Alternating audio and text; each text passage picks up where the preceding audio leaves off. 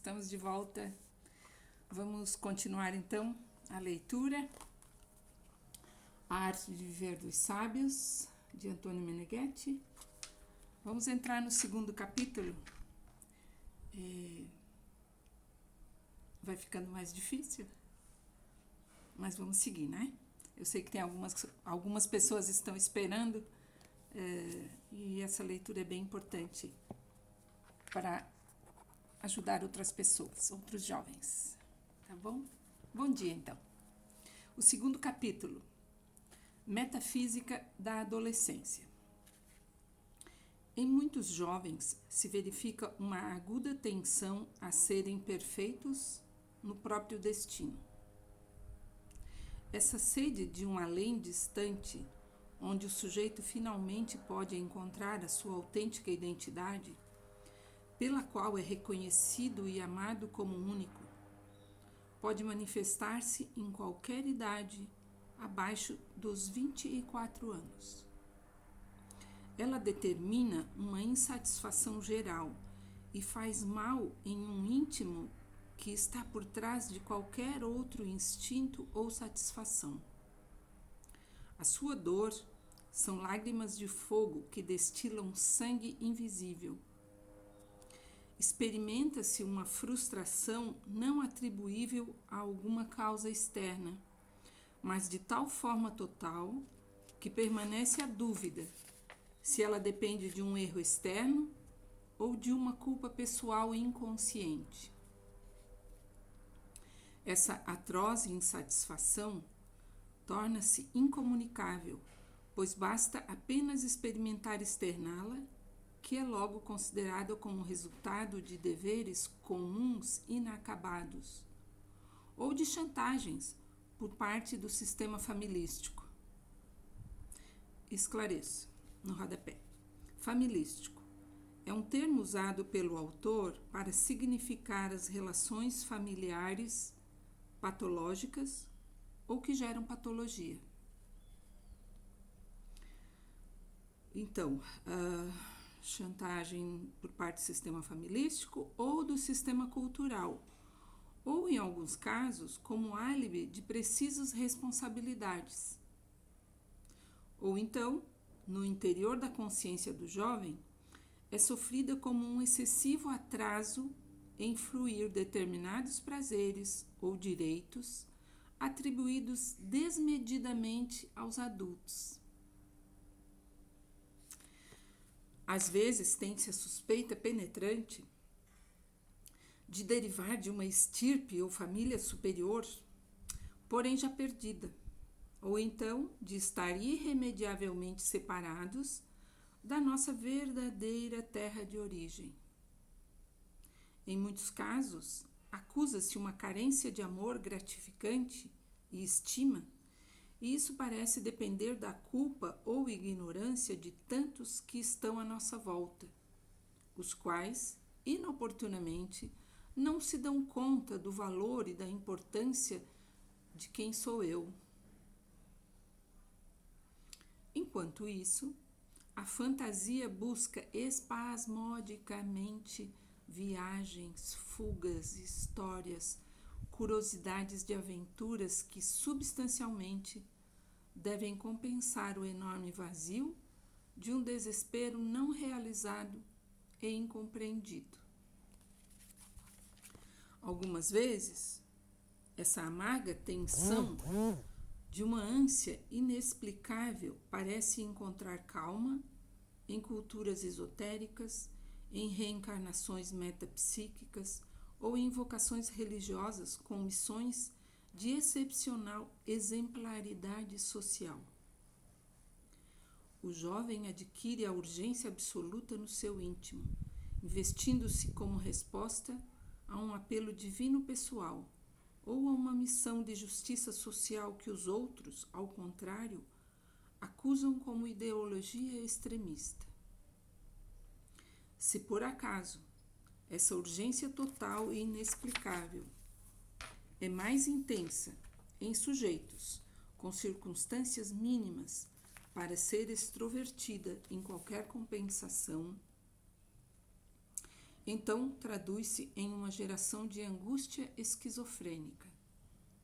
E o sujeito constrói uma imagem própria de inspirado, colocando toda a própria identidade em holocausto ao novo ermo sobrevindo.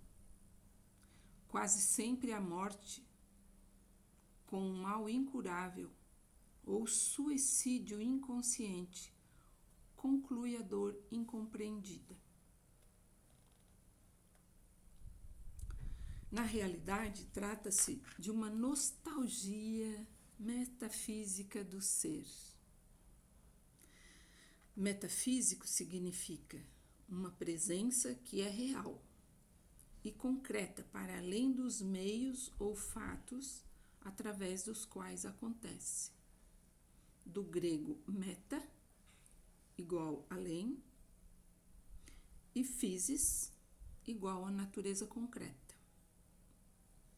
Por exemplo, quando lemos uma carta que nos foi enviada por uma pessoa conhecida, que tem o título ou o direito de interferir no nosso real psicológico ou sociológico, de fato temos em mãos um papel assinado. Porém, para além do papel e dos sinais, existe um significado e um intencionante. Em base ao que os sentidos externos evidenciam, não é demonstrável nem o sentido, nem quem escreve. Porém, o leitor destinatário sabe da existência do outro, que mesmo ausente, é a realidade metafísica da folha escrita. Nostalgia significa.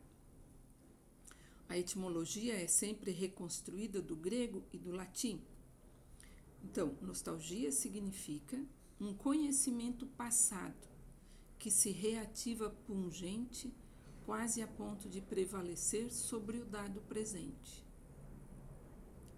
Ser é o termo base e simples, sem o qual nada é pensável e nada existe. Seja como verbo, seja como língua, seja como real, é o geral comum que dá ou não, por hipótese ou por concreto, o ser ou o não ser. O ser, como pode ser percebido em dois modos. O ser como um único real personalizado no princípio organizador real ou possível, este com o S maiúsculo. E o ser como universal e geral modo do existir de qualquer coisa ou relação, este ser com S minúsculo.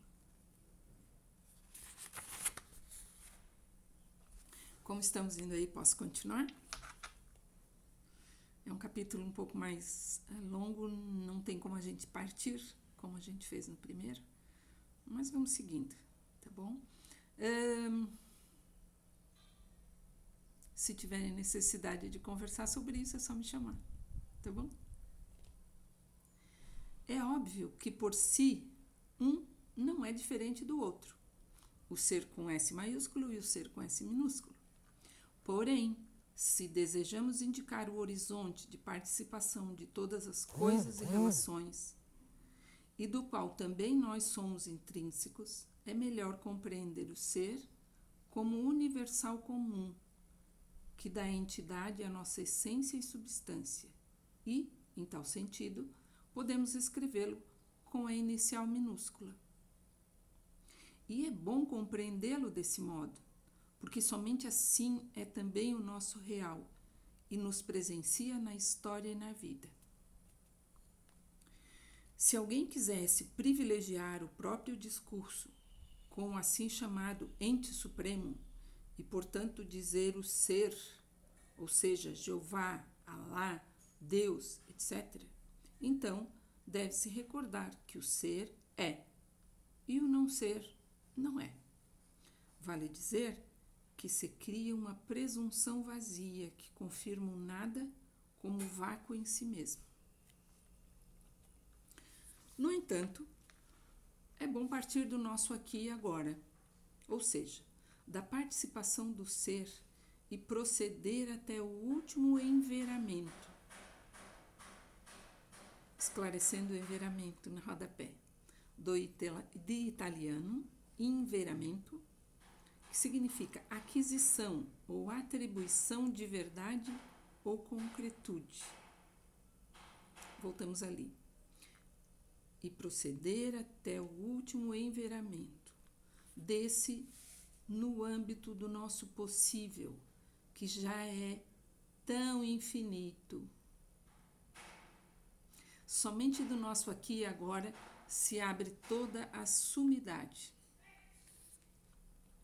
A nostalgia metafísica do ser significa aquela atração insondável que provoca, de modo inexorável, a autorrealização, para além da experiência que já se tem.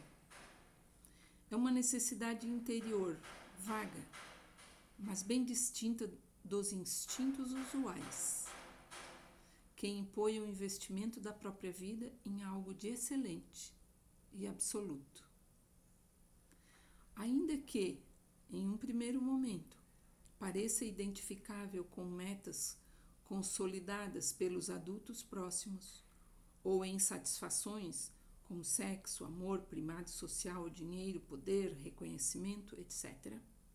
No final, depois de um atento exame, é uma exigência que transcende os bens comuns.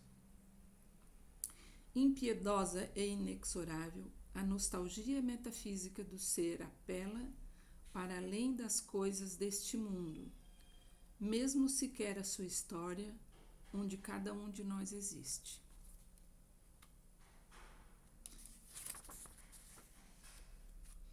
A árvore deve tocar o céu e viver dos seus ventos e do seu sol, sem jamais destacar as raízes da terra que lhe dá lugar e existência. Ser céu enquanto se caminha na terra. Quase todos os jovens não reconhecem esse apelo ôntico que os provoca a partir do núcleo da sua existência, e muito cedo ele adormece sob o magma da norma cotidiana. Perdida a nostalgia do ser, a vida é somente número na rotina.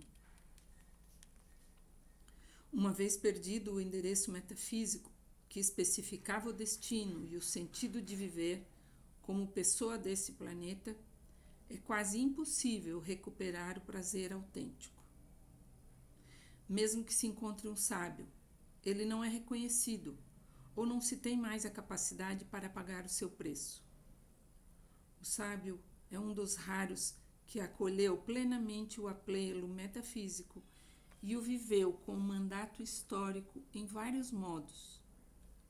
A arte de viver é o encontro concreto com aquela voz que nos chamava quase desde o ventre de nossa mãe. É o modo bem-sucedido de responder a essa espécie de vocação eterna. Sem o endereço do apelo metafísico, a vida é somente matéria. Ponto fundamental na arte de viver dos sábios é jamais perder a ausculta direta desse ausente falante do mistério total. Seguindo-o, somos capazes de dar ato concreto ao vasto potencial, que faz constante feeling com a nossa necessidade de crescer.